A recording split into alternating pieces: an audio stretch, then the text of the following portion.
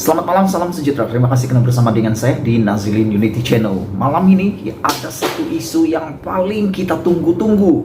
2, 3, 4 tahun, 3 tahun saya tunggu berita ini. Akhirnya kesampaian juga. Saya sangka berita baik ini tidak akan muncul-muncul lagi. Rupa-rupanya hari ini adalah tarik karamat untuk rakyat Malaysia. Apabila berita yang kita tunggu-tunggu, keputusan penyelamat untuk seluruh Malaysia akhirnya muncul juga. Sebelum ini, seluruh rakyat Malaysia nanti bila agaknya parti politik PKR, PH dapat bangkit semula. Nampaknya malam ini adalah detik kebangkitan semula parti pembangkang ini. Karena menurut saya dengan kemunculan semula tokoh politik luar biasa ini yang paling dibenci oleh Najib pada waktu dulu, dibenci oleh kerajaan pada waktu dulu, akhirnya beliau muncul semula. Ramai orang benci dia, tapi sebenarnya ahli politik ini adalah ahli politik yang sangat berkaliber. Kerana makin dibenci, beliau makin menyengat. Hari ini keputusan dinanti-nantikan akhirnya muncul. Apa yang berlaku? Rafizi Ramli kembali semula ke arena politik. Kalau sebelum ini Rafizi Ramli menafikan untuk kembali semula ke arena politik karena menurut beliau banyak yang perlu dipertimbangkan. Pada petang ini Rafizi Ramli bukan sekadar mau kembali semula ke arena politik, tapi Rafizi Ramli kembali semula sebagai pencabar di dalam parti PKR. Hari ini Rafizi Ramli mengesahkan akan bertanding merebut jawatan timbalan presiden PKR. Selepas beberapa ketika meninggalkan gelanggang politik, bekas ahli parlimen Pandan yaitu Rafizi Ramli mengumumkan akan bertanding jawatan timbalan presiden PKR dalam pemilihan parti pada Mei ini. Dalam kenyataan rasmi hari ini, Rafizi yang memegang jawatan naib presiden PKR sebelum ini berkata dia mengambil keputusan untuk kembali menyertai gelanggang politik selepas kegagalan Pakatan Harapan di 4 pilihan raya sebelum ini dengan terbaru di Johor. Menurutnya, selepas keputusan PRN Johor, Rafizi menyadari bahwa PKR dan Pakatan Harapan PH telah ditolak rakyat hingga jatuh menjadi gabungan ketiga selepas UMNO, Barisan Nasional dan Perikatan Nasional PN. Menurut Rafizi Ramli, pada pandangannya, dengan perkembangan-perkembangan terbaru tersebut, politik progresif pelbagai bangsa sedang berada di jalan bahaya jika PKR dan Pakatan Harapan terus menjadi parti ketiga kerana gagal memikat pengundi atas pagar. Menurutnya, atas kesedaran itu, beliau telah membuat keputusan untuk kembali menyertai gelanggang politik dengan mengesahkan beliau akan bertanding jawatan timbalan presiden PKR dalam pemilihan akan datang, kata Rafizi Ramli. Persoalannya malam ini, sila berikan komen Anda kepada saya. Pada pendapat Anda, selepas Rafizi Ramli sudah lama memencilkan diri dalam dunia politik, sudah lama memencilkan diri dalam kepimpinan PKR, beliau hanya muncul sekali-sekala dalam Twitter, dalam laman-laman Facebook, dalam media sosial. Pada pendapat Anda, mampukah Rafizi Ramli memenangi jawatan timbalan presiden UMNO pula PKR ini sekali lagi? Ialah dalam PKR itu satu undi, satu keputusan. Itu adalah cara PKR memilih kepimpinannya. Demokrasi dalam PKR tidak sama dengan parti yang lain sebab di PKR satu orang satu undi. Jadi persoalannya, ada kemunculan semula Rafizi Ramli ini akan memberikan kekuatan semula kepada PKR, dan yang paling penting, apakah Rafizi Ramli mampu untuk memenangi kerusi tersebut sekali lagi. Selain itu, pencalonan juga dijangka diadakan pada bulan depan, manakala pemilihan parti akan berlangsung pada bulan Mei ini. Rafizi tidak aktif dalam politik selepas pemilihan kepimpinan PKR pada akhir tahun 2018 yang menyaksikan dia tewas tipis kepada Azmin Ali dalam perebutan jawatan timbalan presiden PKR.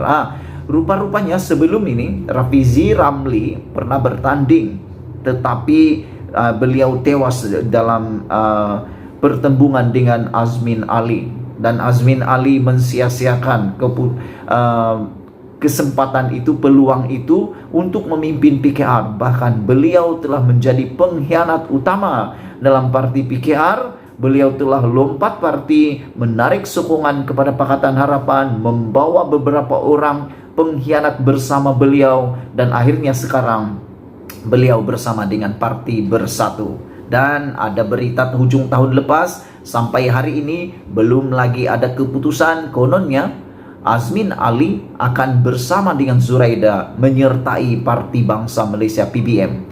Tapi sehingga hari ini belum ada keputusan yang muktamad diterima. Masih menjadi tanda tanya, masih menjadi berita-berita hangat. Tapi ada tanda ban bibit-bibitnya. Baik, sebelum menarik diri daripada aktif berpolitik, Rafizi Ramli sebenarnya dilihat sebagai tokoh berpengaruh dalam PKR dan dianggap sebagai salah seorang penasihat terdekat Anwar Ibrahim. Dia juga terkenal kerana mendedahkan beberapa skandal yang dikaitkan dengan kerajaan BN sebelum ini yang membawanya ke mahkamah. Kamu pun masih ingat, Rafizi Ramli ini adalah satu pemimpin politik pembangkang yang berani. Bukan saja berani di luar, tapi paling lantang bercakap di parlimen. Siapa saja dia langgar, pasti dia akan dedahkan apa yang dia tahu dia dedahkan. Sehingga memang berkali-kali dia dibawa ke mahkamah atas pendedahan-pendedahannya. Sebelum ini Rafizi berkata dia perlu memastikan keputusan kembali ke politik berbaloi kerana PKR dan sekutunya mungkin tidak menerima pendekatan dan idea radikal yang selalu diperjuangkan oleh Rafizi Ramli. Rafizi juga mendakwa dia telah menyuarakan pendapatnya sejak tahun 2019, tetapi dilayan seperti minoriti dalam kalangan kepimpinan PKR. Sejak tahun 2019 saya telah menyuarakan pandangan menurut Rafizi yang tidak bersetuju dengan kegilaan membentuk gabungan dengan siapa sahaja tanpa mengira sentimen rakyat demi untuk mendapat kuasa. Jadi rupa-rupanya Rafizi Ramli ini dia banyak membantah, terutamanya membuat gabungan yang tanpa mengira sentimen. Suara saya menjadi suara minoriti di kalangan pemimpin PKR, apatah lagi di kalangan PH, kata Rafizi lagi. Jadi mungkinkah Rafizi sebenarnya sudah menghidu akan berlaku kepincangan sekiranya mereka bergabung dengan Parti Bersatu, sehingga bila mereka bergabung akhirnya benar-benar apa yang berlaku dirisaukan oleh Rafizi berlaku akhirnya. Susulan kerugian yang dialami dalam PRN Johor baru-baru ini, pendekatan kemah besar menyatukan semua parti pembangkang telah dibincangkan oleh ahli politik PH. Malangnya dari satu sudut kemah, dari satu kemah ke kemah lain, ketaksuban kepada strategi gabungan politik ini mungkin makin menjauhkan PKR dan PH dari rakyat menurut Rafizi. Apabila hari ini kita mengkritik dan kemudiannya esok kita berpacaran dengan orang yang kita kritik, lama-lama rakyat merasakan ini semua hanyalah drama keluarga 69. Lebih-lebih lagi menurut Rafizi, apabila terlalu banyak tumpuan diberikan untuk membentuk gabungan, usaha untuk meringankan penderitaan rakyat dan menawarkan penyelesaian dilupakan. Menurutnya lagi, Rafizi dilihat sebagai pencabar kuat untuk jawatan timbalan presiden yang kosong.